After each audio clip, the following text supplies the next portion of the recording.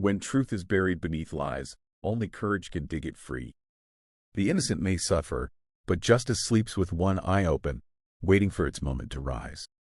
The autumn wind of 1880 carried dust through the wooden streets of Redwood Creek, Colorado, where Carmen Valdez wiped her calloused hands on her worn apron. The hotel kitchen felt suffocating as she prepared the evening meal for the guests. Her dark eyes reflected years of hardship since arriving in this frontier town, seeking nothing more than honest work to survive. "Carmen," the harsh voice of hotel owner Morrison echoed through the dining hall. "Come here immediately." Her heart sank as she noticed the fury in his weathered face. In his trembling hand, he held an ornate gold pocket watch, its chain glinting in the lamplight.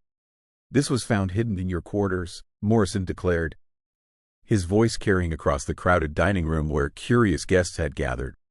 "My father, this watch, stolen from my private office." Carmen, his breath caught in her throat. "Senor Morrison, I have never seen that watch before. I would never steal from you or anyone." "Lies!" Morrison, his face reddened. "The evidence speaks for itself." "Sheriff Davies, arrest this thief." The burly sheriff stepped forward, his badge catching the flickering light. Carmen, his hand shook as the cold iron shackles closed around her wrists. The dining room fell silent except for the whispered judgments of the townspeople. "Please, you must believe me," Carmen pleaded, her voice breaking. "I have worked honestly for 3 years in this town. Why would I risk everything for a watch?" But her words fell on deaf ears. The crowd, its faces showed no sympathy, only the cold satisfaction of witnessing justice served. In their eyes, she was already guilty, a Mexican woman whose word meant nothing against a prominent white businessman. As they dragged her toward the town square, Carmen realized that her nightmare had only just begun. The wooden post awaited her, along with the cruel tradition of public humiliation that would strip away her dignity before the entire community. The stars above Redwood Creek witnessed another injustice that night, as an innocent woman faced the harsh judgment of a society that had already condemned her without proof. The morning sun cast long shadows across Redwood Creek as Carmen hung limply against the wooden post, her wrists raw from the rope bindings. The townspeople had dispersed after their cruel spectacle, leaving her alone in the town square with nothing but shame and despair. The sound of approaching hoofbeats made her lift her weary head. A lone rider emerged from the morning mist, his silhouette tall and mysterious against the pale sky. His horse, a magnificent black mare, moved with the grace of the wild mustangs that roamed the Colorado plains. Javier Santana pulled his mount to a halt, his dark eyes taking in the scene before him. Half Spanish, half Comanche, he carried the wisdom of both worlds in his weathered face. His long black hair was bound with leather strips, and traditional beadwork decorated his worn buckskin jacket. "What crime has this woman committed?" Javier asked a passing merchant, his voice carrying the accent of the Southwestern Territories. "Thievery," the man replied curtly. "Stole from hotel owner Morrison. Mexican folks cannot be trusted, you know." Javier studied Carmen, his face, seeing not guilt but the unmistakable mark of innocence crushed by prejudice. Her eyes held the same pain he had witnessed in his own people when white settlers broke their promises and stole their lands. Without hesitation, Javier dismounted and approached the post. His knife gleamed briefly in the sunlight as he cut through the ropes binding Carmen's wrists. "Hey, what do you think you were doing?" Sheriff Davies emerged from his office, his hand moving instinctively toward his holstered weapon. "Showing mercy to someone who has suffered enough," Javier replied calmly, catching Carmen as she collapsed from exhaustion. The sheriff, his face reddened with anger, but something in Javier's steady gaze made him pause. This was not a man who would back down easily. The Rocky Mountain peaks towered above them like ancient guardians as Javier guided his mare along the narrow trail. Carmen rode behind him, her arms wrapped around his waist for support, still weak from her ordeal in the town square. The autumn air grew thinner with each mile they climbed, and pine trees whispered secrets in the mountain wind. "Where are you taking me?" Carmen asked, her voice barely audible over the rhythmic sound of hooves on rocky ground. "To safety," Javier replied without turning around. "There's an old cabin ahead where you can rest and heal." Hours passed before they reached a small clearing nestled between towering evergreens. A weathered log cabin sat in the center, its chimney cold and windows dark. Wildflowers had grown tall around the wooden steps, and deer tracks crisscrossed the soft earth nearby. Javier helped Carmen down from the horse, noticing how she trembled despite the warm afternoon sun. Her dark hair had come loose from its braid, framing her pale face like a silken curtain. Inside the cabin, dust motes danced in shafts of sunlight streaming through the windows. A stone fireplace dominated one wall, while simple wooden furniture filled the small space. Javier moved with quiet efficiency, gathering kindling and building a fire while Carmen collapsed into a worn armchair. This place belonged to a trapper named Macready, Javier explained as flames began to crackle in the hearth. He moved north last winter, said the mountains were getting too crowded with prospectors and railroad men. Carmen watched him work, studying the careful way he moved, the respect he showed for everything he touched.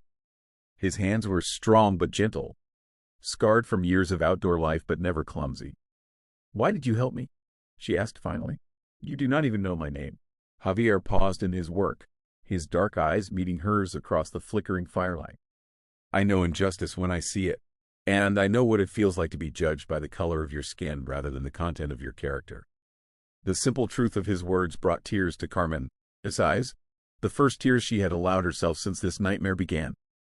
3 days passed in the mountain sanctuary before Carmen felt strong enough to speak of her past. The evening fire cast dancing shadows on the cabin walls as she sat across from Javier, sharing a simple meal of wild rabbit and mountain herbs he had gathered. "My parents owned a small ranch near Santa Fe," Carmen began, her voice soft but steady.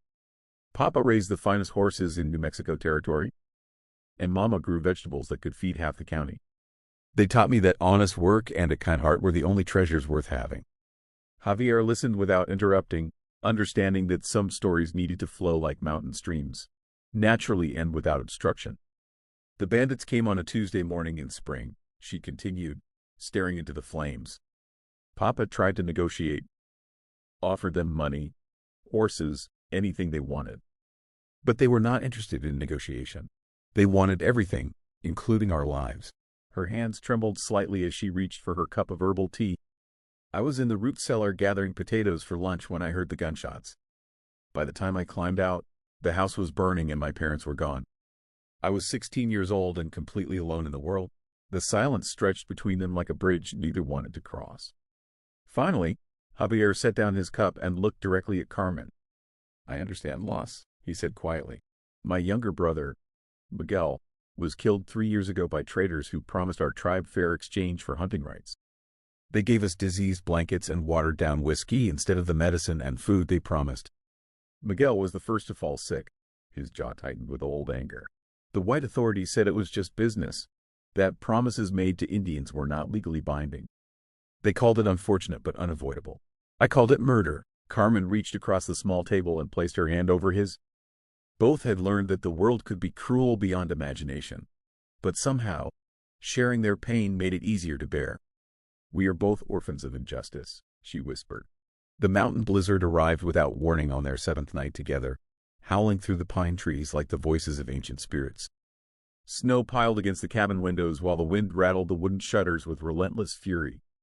The small fire in the hearth struggled against the cold air seeping through every crack in the old logs. Carmen shivered despite the thick woolen blanket wrapped around her shoulders. The temperature had dropped so quickly that frost formed on the inside walls of the cabin. Javier added another log to the fire, but the flames seemed powerless against the mountain storm. "We need to conserve body heat," Javier said practically, though his voice carried a note of uncertainty. "The storm could last for days, and we do not have enough firewood to keep the cabin warm." Without hesitation, Carmen moved closer to the fireplace, making room for him on the small rug spread before the hearth. They sat together in the flickering light, sharing the warmth of the fire and their own presence.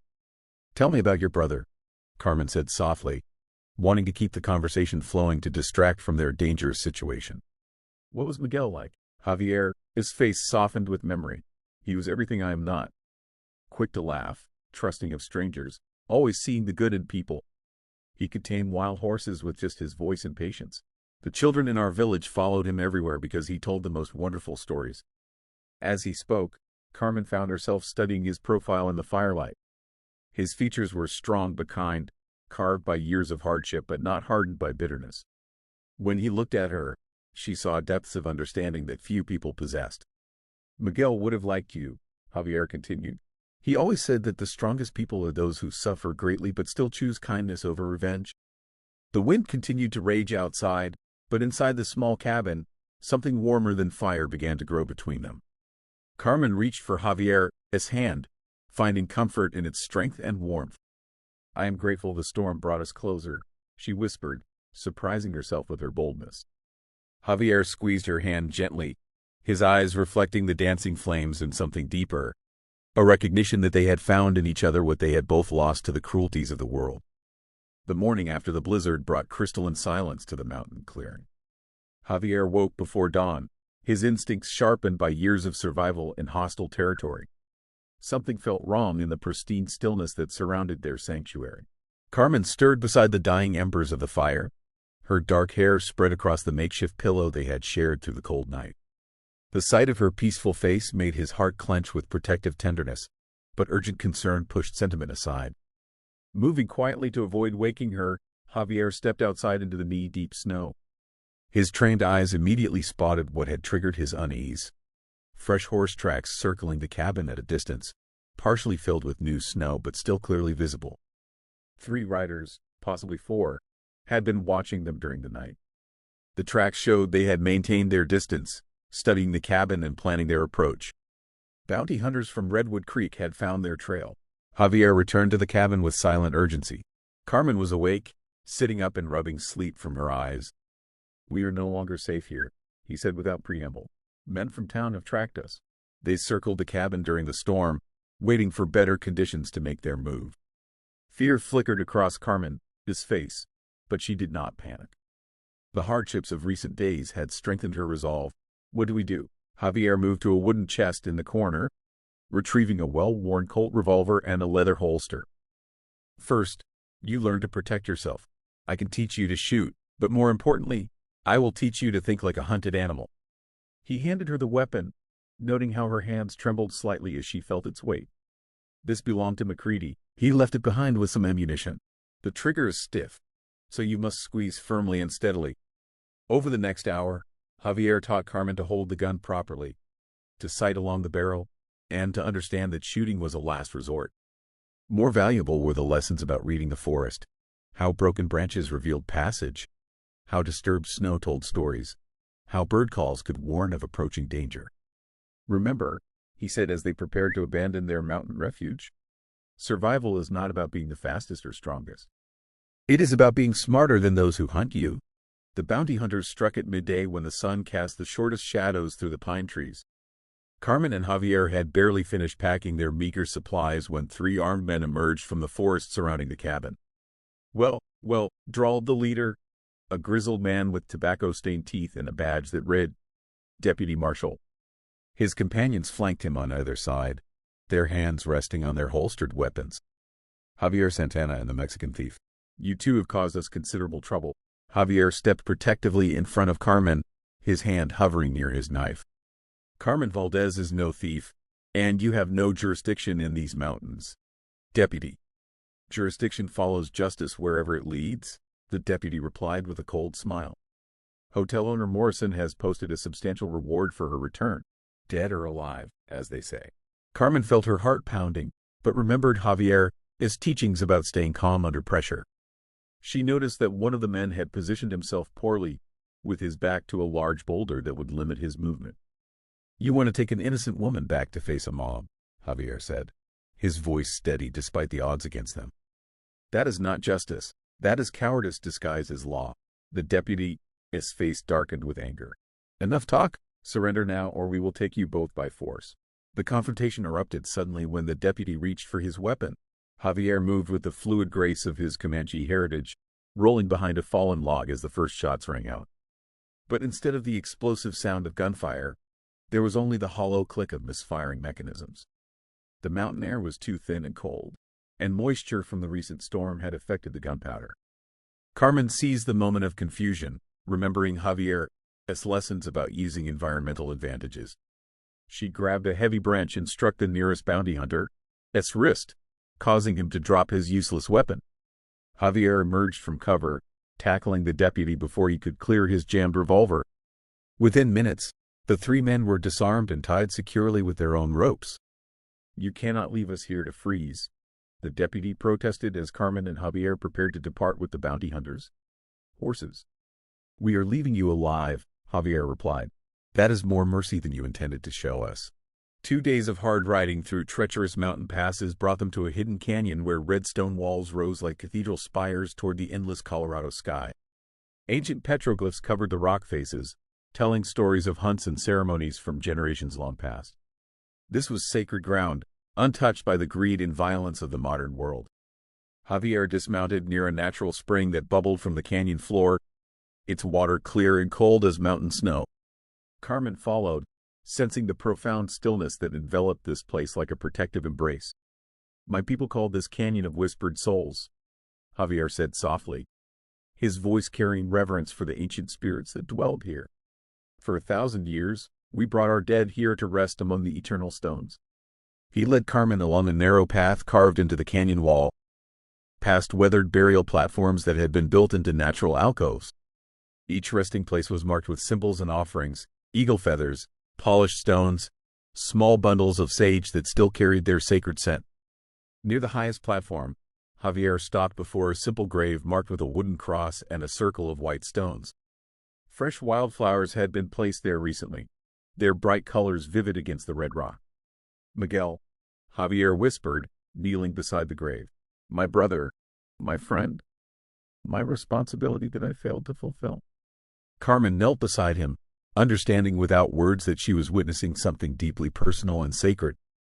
The pain in Javier's voice was raw and immediate, as if the wound had never begun to heal. The traitors who poisoned our people with their disease gifts were never punished, he continued, speaking to the grave as if Miguel could hear every word. They moved on to cheat other tribes, carrying their corruption like a plague across the territories. I tried to find them, to make them answer for what they did, but justice is a luxury that men like us can rarely afford. The afternoon sun painted the canyon walls in shades of gold and crimson, while somewhere high above, an eagle circled on invisible currents of mountain air. Carmen reached for Javier's hand, offering silent comfort in the face of grief that words could never ease. He would forgive you, she said finally. Brothers always forgive. As darkness settled over the canyon like a heavy blanket, Carmen and Javier made their camp near Miguel's grave. The sacred spring provided fresh water, and they had found shelter beneath a natural rock overhang that would protect them from the mountain winds. Carmen was tending their small fire when she heard it, a long, mournful howl echoing off the canyon walls. The sound sent shivers down her spine, primal and wild in a way that spoke to ancient fears buried deep in human memory. Wolves, Javier said quietly, his hand moving instinctively to his hunting knife. A large pack, from the sound of it. They are calling to each other, organizing for a hunt. More howls answered from different directions, creating a symphony of predatory voices that seemed to surround their small camp. Carmen moved closer to the fire, remembering stories her father had told about wolves that could take down a full-grown horse. Are we in danger? She asked, trying to keep fear from her voice. Javier studied the darkness beyond their firelight, his expression thoughtful rather than afraid. Wolves rarely attack humans unless they are desperate or cornered, but this pack sounds large and hungry. The harsh winter may have driven their usual prey to lower elevations. A pair of glowing eyes appeared at the edge of their camp, reflecting the firelight like amber jewels. Then another pair, and another, until they were surrounded by a circle of watching predators. The wolves were magnificent creatures, their gray and silver coats thick with winter fur, their intelligent eyes assessing the two humans with careful calculation. The largest wolf, clearly the pack leader, stepped into the firelight. His massive head was scarred from countless battles, and his yellow eyes held the wisdom of a creature that had survived many harsh seasons in these unforgiving mountains. Do not look directly into his eyes, Javier whispered. In wolf culture, that is a challenge to fight. Carmen nodded, keeping her gaze lowered while maintaining awareness of the pack's movements. She could feel their presence like electricity in the air, wild and powerful and utterly free. For long minutes, predator and prey studied each other across the flickering flames. Then, as suddenly as they had appeared, the wolves melted back into the darkness, leaving only the memory of their haunting song echoing through the canyon. The sound of approaching horses shattered the peaceful dawn in the sacred canyon. Carmen woke to find herself surrounded by 6 armed men, their weapons drawn and pointed directly at her and Javier. Sheriff Davies stood among them, his face grim with determination and barely controlled anger. Well, the sheriff drawled, adjusting his hat against the morning sun. The runaway thief and her savage protector. You two have led us on quite a chase through these godforsaken mountains. Javier rose slowly, his hands visible and empty, but his eyes never leaving the circle of armed men. We have committed no crime worthy of this manhunt, Sheriff. Carmen Valdez is innocent of the charges against her. That is for a judge and jury to decide, Davies replied coldly.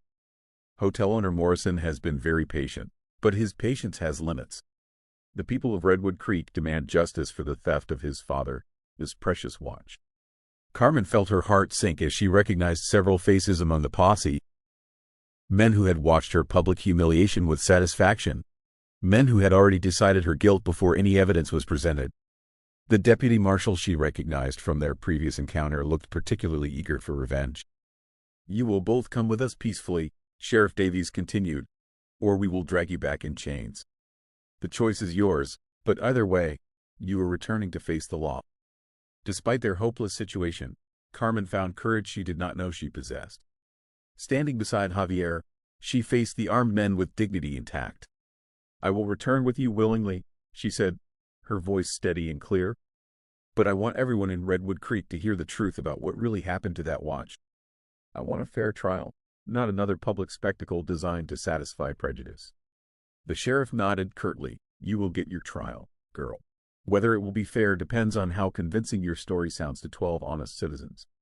As they were bound with rope and placed on horses for the long journey back to town, Carmen caught Javier's eye. In his gaze, she saw not defeat but determination, a promise that their fight for justice was far from over.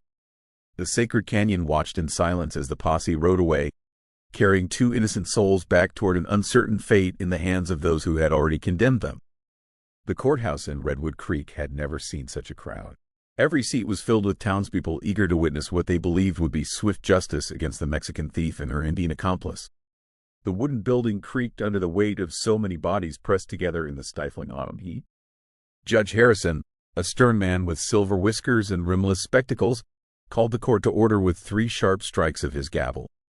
Carmen sat at the defendant's table in her torn and dusty dress, while Javier remained shackled in the front row, his dark eyes never leaving her face. Carmen Valdez, the judge intoned, you stand accused of theft of property valued at more than $50, a felony punishable by up to 5 years in territorial prison. How do you plead?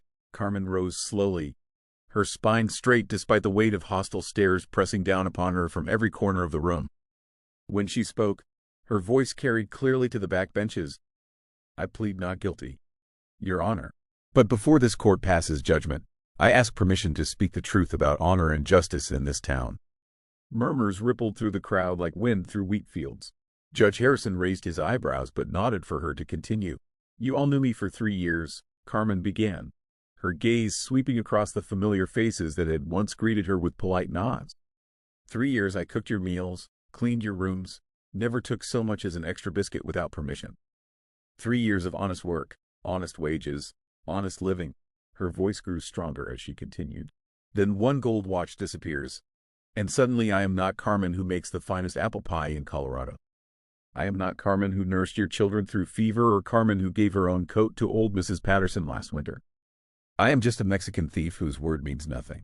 Hotel owner Morrison shifted uncomfortably in his seat, but Carmen was not finished. This man beside me, she gestured toward Javier, showed me more Christian kindness in one moment than this entire town has shown in 3 years. He asked for no reward, expected no gratitude. He simply could not watch injustice and walk away. The courtroom had fallen completely silent, every person hanging on her words. If that makes him a savage, then I pray God makes more savages like him and fewer civilized men like those who tied me to a post without trial or evidence. The courtroom tension reached its breaking point as Judge Harrison prepared to render his verdict. Carmen's passionate speech had left many townspeople shifting uncomfortably in their seats, their certainty about her guilt beginning to waver like candle flames in a mountain wind. Suddenly, a commotion erupted from the back of the courtroom. Deputy Marshal Thompson, One of the bounty hunters who had pursued them in the mountains stood up with his hand on his holstered weapon. "This is all lies and manipulation," Thompson shouted, his face red with fury. "That Mexican witch has bewitched half this town with her pretty words, but I know a thief when I see one." Before anyone could react, Thompson drew his revolver and aimed it directly at Carmen's heart. Justice delayed is justice denied. The courthouse erupted in screams and chaos as people dove for cover. Javier, despite his shackles, lunged forward to shield Carmen with his own body. The metallic click of the revolver's hammer being pulled back echoed through the suddenly silent room. Thompson squeezed the trigger with vengeful satisfaction, but instead of the explosive roar of gunpowder, there was only a hollow, mechanical click. The weapon had misfired, its firing pin striking a damp cartridge that refused to ignite in the humid courthouse air. "Damn this mountain moisture," Thompson cursed, frantically trying to cock his weapon again. Before he could succeed, Javier broke free from his loosened bonds and tackled the deputy marshal. The two men crashed into the wooden benches, sending splinters flying as they struggled for control of the useless weapon. Judge Harrison pounded his gavel repeatedly, shouting for order, while Sheriff Davies and two other men rushed to separate the combatants. When the dust settled, Thompson was on the floor with a bloodied nose, while Javier stood protectively over Carmen, his chest heaving from exertion.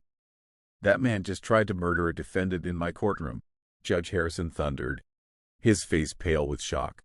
"Sheriff Davies, arrest Deputy Marshal Thompson immediately." The failed assassination attempt had accomplished something Carmen's eloquent speech could not. It forced every person in that room to confront the ugly reality of their own prejudices.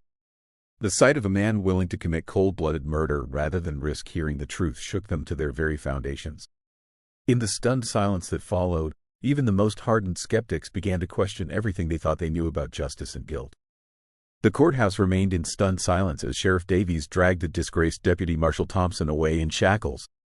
Judge Harrison was still calling for order when a young voice pierced through the chaos from the back of the room. "Stop, please, everyone must stop." All heads turned to see Thomas Morrison, the hotel owner, his 20-year-old son, standing in the doorway with tears streaming down his pale face.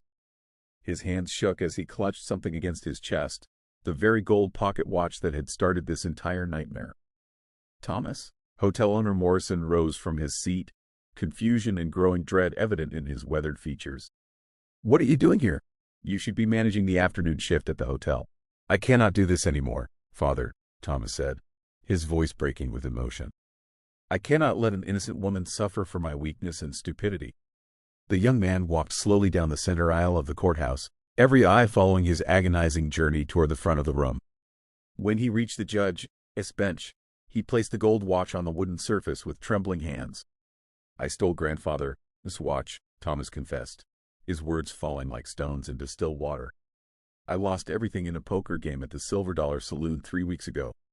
I owed money to dangerous men, and I was desperate. I thought Father would never notice if the watch went missing for just a few days." Hotel owner Morrison, his face went white as mountain snow. "Thomas, what are you saying?" "I planted the watch in Carmen's room after she was already accused," Thomas continued, unable to meet his father's eyes. "I thought it would make the story more believable, that everyone would just accept her guilt and move on. I never imagined it would go this far." The courthouse erupted in shocked murmurs and angry voices. Some townspeople began shouting demands for justice, while others sat in stunned silence, realizing they had participated in condemning an innocent woman. Judge Harrison pounded his gavel until order was restored. "Thomas Morrison, do you understand that you are confessing to theft, evidence tampering, and conspiracy to commit perjury?" "Yes, Your Honor," Thomas replied, his shoulders sagging under the weight of his guilt. "I understand, but I could not watch Deputy Marshal Thompson try to murder Carmen for something I did." My conscience finally became stronger than my cowardice. Carmen felt tears of relief and vindication flowing down her cheeks as Mayor Patterson stood up and addressed the packed courtroom with a voice heavy with shame and regret. 6 months after the trial that shook Redwood Creek to its foundations, Carmen and Javier rode through the golden meadows of Paradise Valley, a remote stretch of Colorado territory where the Rocky Mountains gave way to rolling grasslands dotted with wildflowers and crystal-clear streams. "This is perfect," Carmen said, dismounting from her mare near a grove of aspen trees whose leaves whispered secrets in the afternoon breeze. "The soil is rich, There is plenty of water, and we are far enough from civilization to build something entirely our own. Javier nodded, his experienced eyes surveying the valley with the careful attention of a man who understood both opportunity and danger. The winters will be harsh, but the land is good. We can raise cattle, grow crops, maybe even start a small trading post for travelers heading west. They had left Redwood Creek with Mayor Patterson, his official apology ringing in their ears, along with a modest settlement from the town council to compensate Carmen for her suffering. Hotel owner Morrison had also contributed, desperate to make amends for his son, his actions, and his own rush to judgment. Over the following weeks, their small cabin began to take shape beneath the towering peaks that surrounded Paradise Valley. Word of their settlement spread through the network of outcasts and wanderers who moved through the Western Territories like leaves on an endless wind. Sarah Martinez arrived first, a widow whose husband had died in a mining accident, leaving her with 2 young children and nowhere to turn. Then came Old Pete, a former slave who had fought in the Civil War and spent 15 years searching for a place where his skin color would not determine his worth. Marcus Thompson, no relation to the disgraced deputy marshal, was a half-breed Cheyenne who had been rejected by both his father, and mother, peoples. He brought skills in tracking and hunting that proved invaluable during the difficult early months. "We are creating something that has never existed before," Carmen said one evening as she and Javier watched the sunset paint the mountains in shades of copper and gold. "A place where people are judged by their actions rather than their heritage." Their small community grew slowly but steadily. Elizabeth Crawford, a schoolteacher from Boston whose unconventional ideas had made her unwelcome in proper society, established a one-room schoolhouse where children learned reading, writing, and arithmetic alongside practical skills like farming and animal husbandry. Each new arrival brought their own story of rejection and hope, their own skills and dreams for a better future. 3 years had transformed Paradise Valley from empty wilderness into a thriving community of 47 souls who had found in each other what the outside world had denied them: acceptance, dignity, and hope for the future. Carmen stood on the porch of the general store she and Javier had built together, watching the morning bustle of their little town. Sarah Martinez was hanging laundry behind the schoolhouse where her children now learned alongside youngsters from 6 different backgrounds. Old Pete tended his vegetable garden, sharing seeds and wisdom with anyone willing to listen. The sound of approaching horses drew her attention to the valley entrance, where a familiar figure rode toward them. Sheriff Davies from Redwood Creek dismounted near the store, his hat in his hands and his expression humble. "Miss Valdez? Or should I say, Mrs. Santana?" he said, noticing the simple gold band on Carmen's finger. "I heard you and Javier were married last spring." "We were," Carmen replied cordially but cautiously. Elizabeth Crawford performed the ceremony under the aspens when they were in full bloom. "What brings you to Paradise Valley, Sheriff?" Davies shifted uncomfortably, clearly struggling with words he had rehearsed during the long ride from town. "I came to apologize, properly this time, and to ask for your help." Javier emerged from the store, his hand resting casually on his knife handle until he recognized their visitor. "Sheriff, you are a long way from your jurisdiction." "That I am," Davies admitted. "But distance does not diminish shame, and shame does not fade with time. I failed you both, and I failed the badge I wear. I let prejudice cloud my judgment and nearly cost an innocent woman her life." Carmen studied the man who had once arrested her unjustly, seeing genuine remorse in his weathered features. "What help do you need, Sheriff?" "Redwood Creek is dying," Davies said bluntly. "Half the businesses have closed since word spread about what happened during your trial. People do not want to trade with a town known for injustice. We need new ideas, new leadership, new hope." He gestured toward the bustling community around them. "You've built something remarkable here, a place where different peoples live together in peace and prosperity. Redwood Creek could learn from your example, if you would be willing to teach us." Carmen and Javier exchanged a meaningful look, years of shared understanding passing between them in silence. "Paradise Valley will always be our home," Carmen said finally. "But perhaps it is time to show others that justice and compassion can flourish anywhere people choose to plant and nurture them." As the sun climbed higher over the Rocky Mountains, casting golden light across their peaceful valley, both Carmen and Javier knew their greatest adventure was just beginning.